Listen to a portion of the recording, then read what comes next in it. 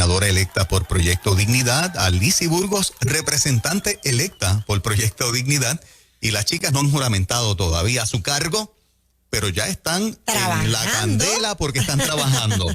Oye, vi la prensa y las feministas ya le cayeron arriba. Buenos días, ¿de qué se trata ya la pelea que empezó sin haber juramentado? Buenos días, Juan Carlos, gracias nuevamente por la invitación, Moraima. ¿Cómo no? Me siento en casa. Bienvenidas. Vengo aquí. Qué bueno. Sí, siéntete porque es tu casa. Gracias. Sí, esto viene a raíz de la situación esto viene a raíz de cuando la gobernadora en noviembre dijo que iba a hacer que de hecho hizo la orden ejecutiva para declarar un estado de alerta y empezar a asignar fondos y sobre todo contra la violencia de género. En ese momento dijeron contra la violencia de la mujer, y esto trae mucha confusión, Juan Carlos, porque siempre hay momentos que dicen violencia contra la mujer y hay momentos que dicen violencia de género. Uh-huh. Y entonces pues esto nos trae suspicacia porque cuando hablamos de género no sabemos de cuántos géneros están hablando. Uh-huh. Entonces nos preocupa que se use la mujer como un subterfugio para adelantar otras causas. Y obviamente nosotros sabemos que la violencia en Puerto Rico es generalizada. Cuando ella hace esta orden, le voy a leer el comunicado de prensa, dice: el derecho fundamental a la vida no basta con su mera proclamación o su mero reconocimiento. Es imprescindible ejecutar esa política pública de manera transversal en cuanto al género. Es hora de que pongamos todo nuestro esfuerzo para que las estructuras investigativas puedan trabajar con agilidad, eficiencia y sensibilidad en el manejo y esclarecimiento y encauzamiento de los crímenes contra las mujeres. Suena bonito, pero es que las mujeres no son las únicas que mueren en Puerto Rico. Ajá. Aquí, nosotros, por los estudios que hemos realizado, aquí mueren, Clary ayer dijo 17,000. Aquí mueren alrededor de 20,000 niños por aborto.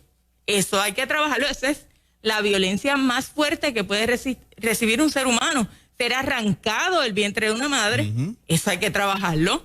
Los niños que son maltratados, los ancianos que son maltratados, los hombres que mueren violentamente.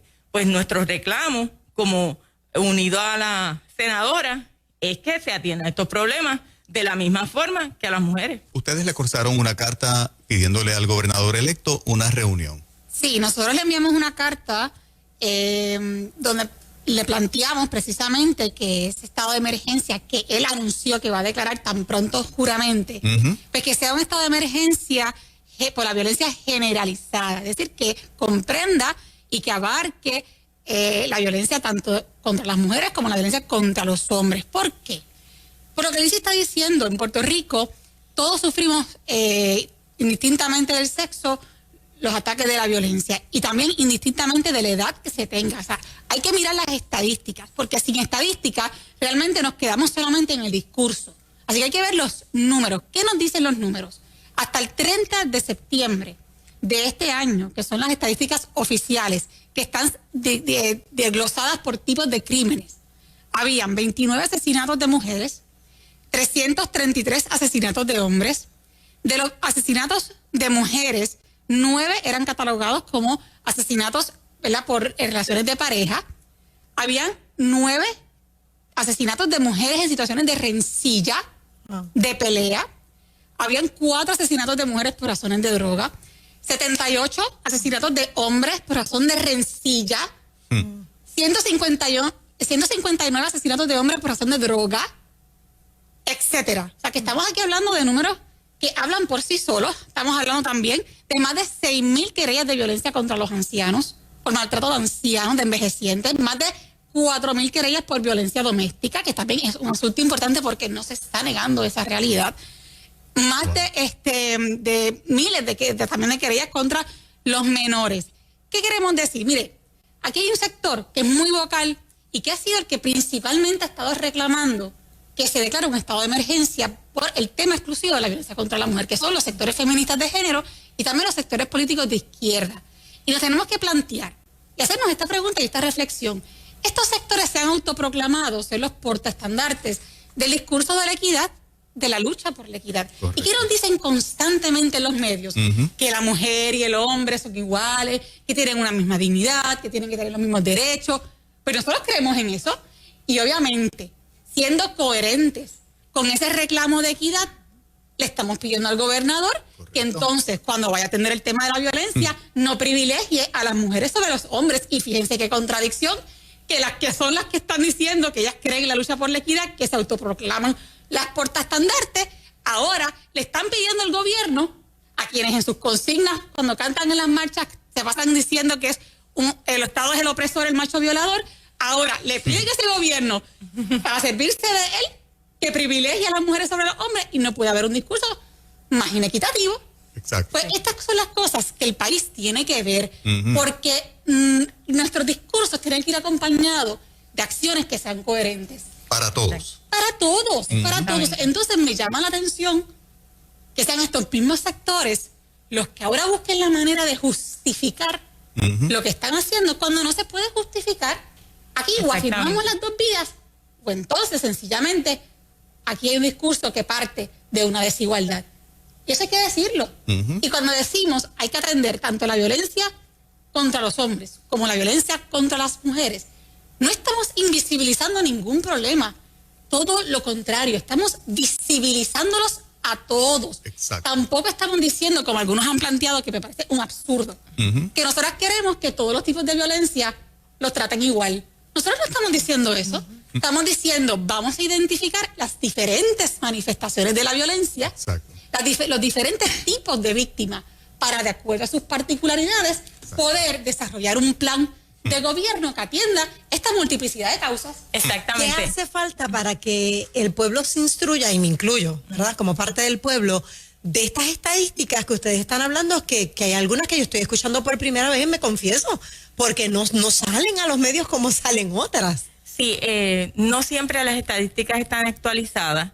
Y hay que básicamente cavar para buscarlas, porque uno llama, por lo menos yo llamo a la policía, y para buscarlas te ponen 20 trabas, pero si uno sigue insistiendo uno las puede conseguir.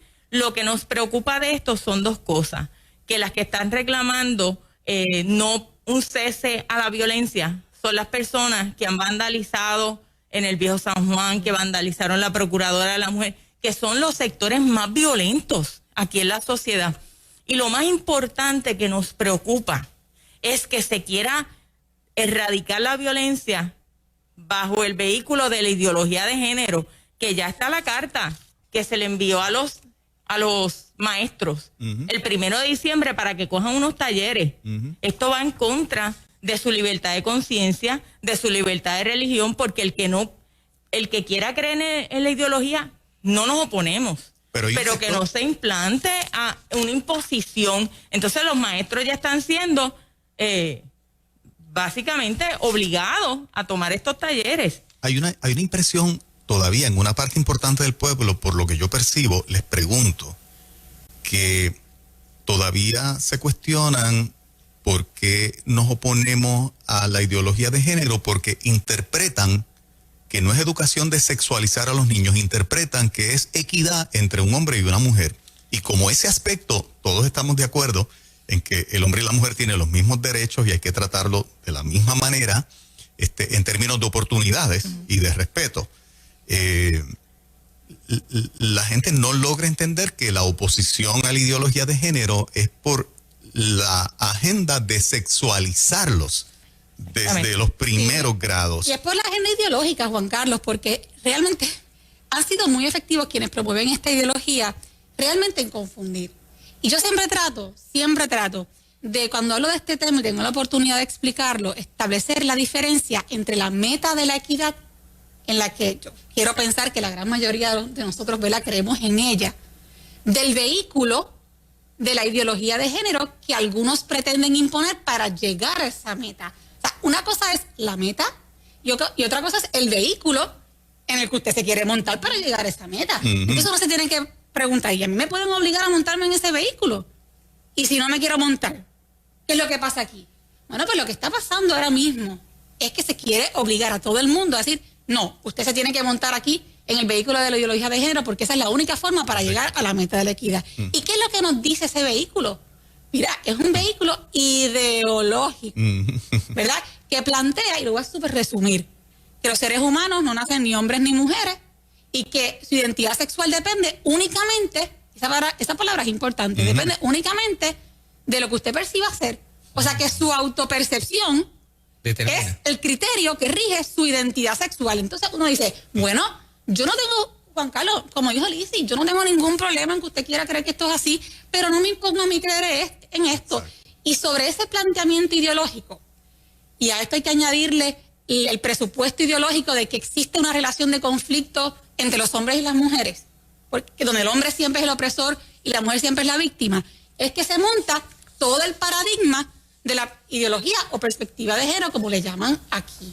Entonces, otra razón para oponernos no es solamente el que nosotros creemos en respetar la libertad de cada cual a creer en lo que quiera, sino que además está demostrado que en los países donde llevan décadas implementando este tipo de política pública, como España, como Argentina, como Suecia, Finlandia, etcétera, sencillamente esto ha sido un experimento social fracasado.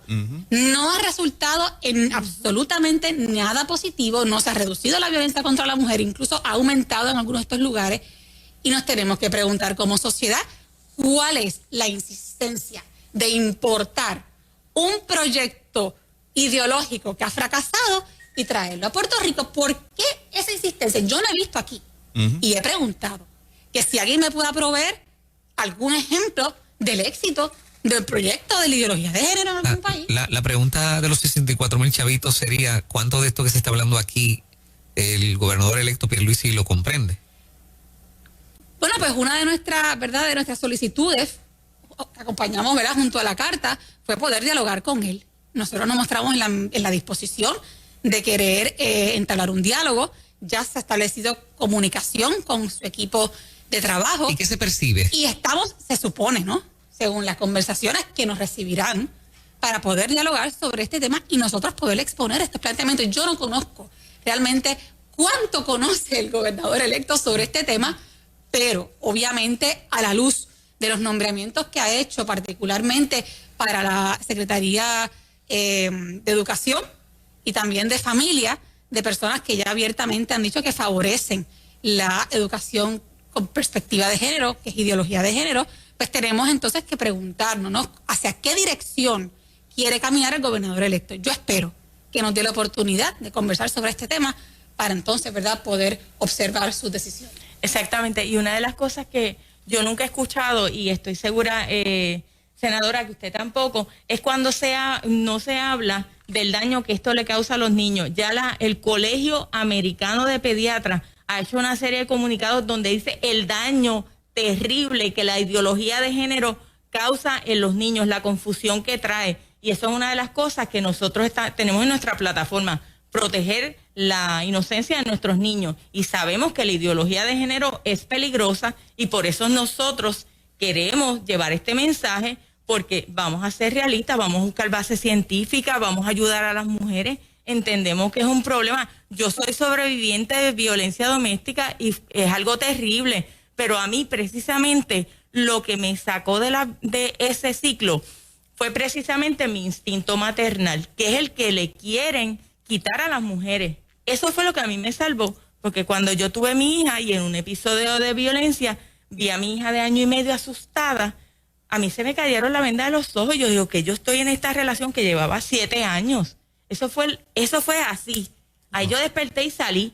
Entonces, si tú le quitas a las personas que todos somos iguales, que la maternidad es un problema, le estás quitando esa sensibilidad a la mujer y básicamente es una de las razones que te ayudan a salir de la violencia doméstica. Porque ciertos grupos son más escuchados que otros. Ah, bueno. Yo creo que, ¿verdad?, que eso es un asunto mundial. O sea, yo no entiendo. Hay unos lobbies muy poderosos. Aquí hay también dinero involucrado. Aquí hay grandes organizaciones y grandes intereses que impulsan, no solamente locales, sino también internacionales, que están detrás de toda esta agenda, no de la causa del género, como casualmente algunas es una agenda personas, de la ONU también. O sea, sí, se uniforma en todos los países. Viene de alto rango. Definitivamente. Wow. Y yo tengo que decir que, y esto me parece fundamental porque así lo planteamos en la carta y es neurálgico. También nuestra propuesta va dirigida a que ese dinero que el estado de emergencia representa, porque mucha gente se pregunta, bueno, ¿y qué es esto del estado de emergencia? ¿Para qué sirve? Bueno, no solamente sirve para declarar algo, es que además se otorgan fondos públicos que pagamos todos nosotros, que pagan todos los contribuyentes, tanto los que están a favor como en contra de la ideología de género, y se le destinan a la causa, ¿verdad?, por la cual se declaró ese estado de emergencia. ¿Qué pasa? Que sabemos que una de las propuestas principales de los sectores feministas de género, que son los que están detrás de esta solicitud, es dar talleres, dar adiestramiento, como decía mi compañera representante, decía, mira, es que ya se empezaron a dar en el Departamento de Educación y así quieren hacerlo, y voy a hablar en su vocabulario, de forma transversal, es decir, a través de todo el gobierno, quieren entonces llevar estos adiestramientos en ideología de género. Y nosotros estamos diciendo, ese dinero no lo gasten en dar adoctrinamientos, vamos a utilizarlo realmente donde puede ser efectivo para combatir la violencia. Vamos a ser responsables de verdad, no con cuentos, con historias, ¿verdad?, con ideas que usted tiene en la cabeza. Vamos a invertirlos, por ejemplo, en los refugios de las víctimas de violencia doméstica, porque una de las razones principales porque las mujeres se mantienen en esos ciclos es porque no tienen un hogar donde ir. Pues vamos entonces a invertir dinero en programas de vivienda para las víctimas de violencia doméstica, porque sabemos que sí es un problema real. Vamos a invertirlos en programas para ayudar a los padres en el proceso de crianza de los hijos. Vamos a tener una perspectiva de familia donde realmente, ¿verdad?, se cuecen todas esas necesidades. Sí, y entre otras medidas. Y le voy a dar un ejemplo. Esto lleva tiempo ya tratando de adoctrinar no tan solo a los niños, sino también en las agencias gubernamentales, en todas las ramas. Yo tengo una amiga que es fiscal y entonces me dijo, estaba cogiendo un taller de eso de lo que ustedes hablan. Y yo le pregunto, ¿y quién dio el taller? Y me dijo, mira, yo no sé el nombre, pero es una de las que sale en la prensa con los senos por fuera. Obviamente es una licenciada, ¿no? ¿Verdad? Me voy a reservar el nombre, pero esto es lo que está pasando. Las que están afuera enseñando su busto son las que están dándole los talleres. Sí. Y entonces ellos se quedaron sorprendidos. Esas son las que ganan acceso y el político le abre las puertas. Lo increíble es que son los mismos grupos. Y miren que lo estamos diciendo, que el día de mañana van a estar frente a la fortaleza gritando abajo el capital. Y usted dice, ¿qué tiene que ver aquí el capitalismo con la lucha ¿verdad?, a favor de las mujeres? Exacto. Pues tiene mucho que ver. Porque aquí los movimientos políticos de izquierda también están involucrados en esta agenda. Totalmente. Así que no se puede divorciar una cosa de la otra. Y esto hay que decirlo. Y el gobernador tiene que estar bien pendiente de quiénes son los grupos que están endosando a estos sectores. Porque él se va a tener que, obviamente, va a tener que tomar una decisión de con quién él se alía. Esa es la realidad. Esto no queremos, ¿verdad?, obviamente, ¿cómo decirlo?, ser injustas en nuestros reclamos. Pero es que aquí hay que asumir postura. Usted tiene que asumir una postura. Es así es la vida y no es tan sencillo. Usted no puede estar, ¿verdad?, en un lado y en el otro simultáneamente. Claro, hay que escucharlos a ambos. Este año ha sido el año en que Puerto Rico ha escuchado por primera vez, por lo menos yo y me parece que la mayoría del país, hemos escuchado por primera vez una palabra que es feminicidio. Se repite a la saciedad y cuando vas a la definición es matan a una mujer por ser mujer. Sí, por eso. ¿Por qué los medios, los periodistas y los políticos acuñan una frase que es frase clave de una agenda, una palabra, no es una frase, es una palabra, feminicidio, sí, de una agenda? El país empieza a creérsela de que los puertorriqueños somos una sociedad que mata a las mujeres por ser mujeres. Sí, esa es parte de la... ¿Ustedes como mujeres aceptan esa definición? No, esa es parte de la deshonestidad intelectual que estamos viendo. Ahora mismo ese fue uno de los proyectos que llevó para la extraordinaria la gobernadora Wanda Vázquez Garcet. Feminicidio realmente no es un problema en Puerto Rico. Yo entiendo que responsablemente cuando uno va a hacer una ley, uno va a atender un problema real que existe. En Puerto Rico no existe ese problema. Yo salgo de mi casa, esta mañana yo salí, yo no tuve que mirar para el lado a ver si había un hombre que me fuera a matar. Sí. Venía en el camino tranquila. En los semáforos encontré varones. Ninguno quiso atentar contra mi vida por ser mujer, lo cual entiendo que realmente están tratando de traer más confusión. Realmente entiendo que hay mucha deshonestidad intelectual y nosotros como pueblo, nosotros no podemos sucumbir ante estos intereses porque estos mismos grupos son los que le traen a ella el proyecto para que ella lo presente. Y verdaderamente yo tengo 3 nietos y yo no quiero que a mis nietos le digan que su masculinidad es un problema, que su masculinidad es un problema en la sociedad, que por el hecho de ser hombre es un violador, es una persona violenta. No, eso lo vamos a resistir porque entendemos que no atiende un problema real en Puerto Rico. Están criminalizando de antemano, ¿no? Y prejuiciándose en contra de los hombres. Y esto realmente es importante también mirarlo. Y me parece a mí que también le corresponde al varón alzar su voz ante estos reclamos, como dice la representante Burgos. O sea, no hay tal cosa, por lo menos que yo haya conocido en Puerto Rico, de hombres que salgan a matar mujeres por el mero hecho de ser mujer. Ahora, otra cosa es que en situaciones de pareja, un hombre mate a la mujer, pero claro, ¿por qué lo hace? Entonces ahí es donde tenemos que hacer realmente un ejercicio responsable de cuáles son las causas objetivas y no ideológicas, ¿verdad?, de un asesinato. Y ahí tenemos que mirar, por ejemplo, la correlación entre el uso de drogas y la violencia, entre la desigualdad social y la violencia, entre la falta de escolaridad y la violencia, también entre el comportamiento y pensamiento machista y la violencia. Es decir, hay diferentes causas. Y si cada vez que asesinan a una mujer se concluye de forma automática, ¿verdad?, que es un feminicidio, lo que se está haciendo es que no se está permitiendo conocer realmente cuáles son esas causas objetivas que provocan la violencia. Entonces no las podemos combatir de forma efectiva. Correcto. Y ese es nuestro llamado. Vamos a ser responsables. Vamos a tener una mirada interdisciplinaria. Esto no se puede reducir a este discurso, porque en la medida en que se reduzca no vamos a poder ser efectivos y realmente llegar a los resultados deseados, que es combatir la violencia, tanto contra las mujeres como la violencia contra los hombres. ¿Creen ustedes que los hombres pueden levantar su voz? ¿Por qué no se está haciendo? ¿Qué hay que hacer para que los hombres digan, yo no estoy, eso no soy yo? ¿Cómo es eso? Yo entiendo que deberían haberse levantado hace rato. No, pero no buscamos un problema. Sí, por eso mismo. El problema es que esto los ha arrinconado. Entonces, el hombre que se quiere levantar, si se levanta, entonces rápido tratan de atacarlo. Independientemente lo ataquen, hay que hacerlo. Porque verdaderamente hay hombres en Puerto Rico responsables, buenos padres. Lo veo yo en los tribunales todos los días. Sí, las mismas mujeres no permiten que los padres sean padres. Lo veo, yo soy abogada de familia y lo veo. Y verdaderamente eso trae violencia cuando tú le quitas a un papá esa posibilidad de ser papá, simplemente por capricho. Y entonces estamos viendo que los hombres pues se arrinconan, no quieren hablar para que no sean acusados de machistas. Yo creo que tienen que romper ese mito que se ha creado, levantarse y responsablemente reclamar los derechos, porque hay igualdad de protección de derechos en Puerto Rico. Bueno, y además que también tenemos que hablar sobre la violencia de la que son, ¿verdad?, sujetos los hombres. Víctimas, claro, entonces, esto es un tabú. Aquí todo es el tema dirigido hacia la violencia contra las mujeres, que obviamente hay que hablar sobre él, pero sí. ¿Y qué pasa, ¿verdad?, con la violencia que sufren los hombres? Oye, eso no se habla y es un problema también real. Es más, realmente no hay estadísticas, no podemos compararlo, porque es muy poco de lo que se dice sobre esto. Pero entonces uno se plantea, bueno, ¿solamente entonces las mujeres son las que sufren violencia de pareja? ¿O pasan a ambas direcciones?